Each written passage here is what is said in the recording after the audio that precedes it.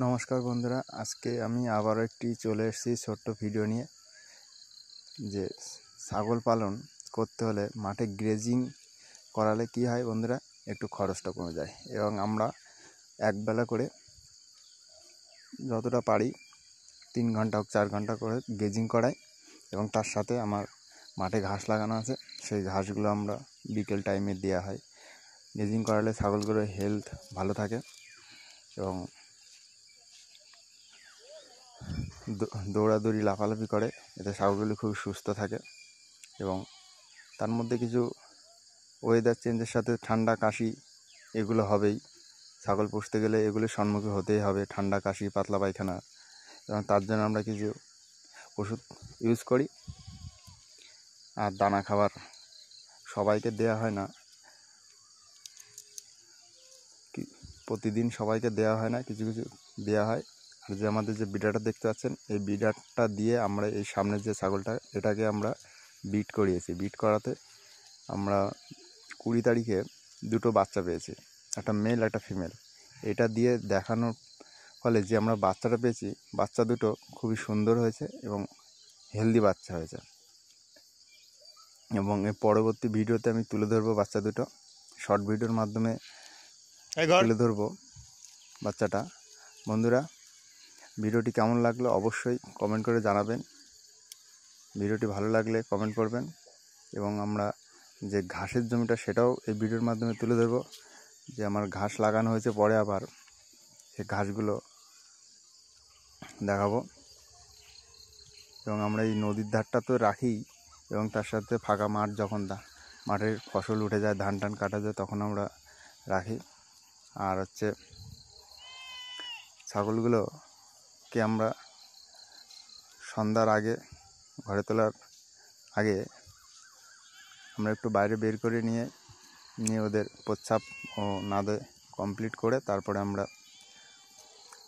ঘরে তুলি। এবং যতটা পারি আমি একা একা ভিডিও করে আপনাদের দেখানোর চেষ্টা করি। এবং সবসময় ভিডিও করা হয় না একা একা। এবং আমরা প্রতিনিয়ত যে ভ্যাকসিনগুলো করি, সেগুলো আপনাদের সামনে তুলে ধরতে পারি না।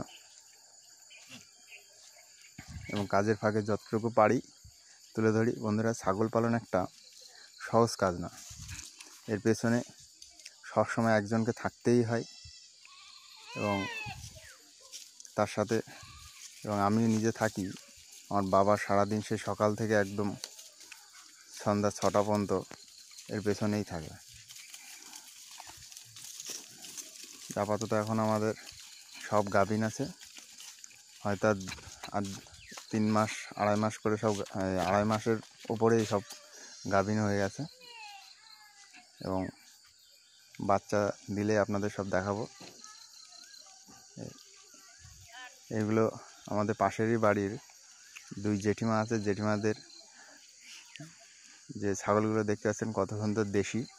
এর মধ্যে সব দেশি নয়, তার মধ্যে কিছু ক্রস আছে,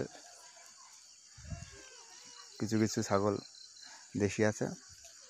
বন্ধুরা, ভিডিও এই আমাদের ঘাসের জমির পরবর্তী আমি দেখাবো।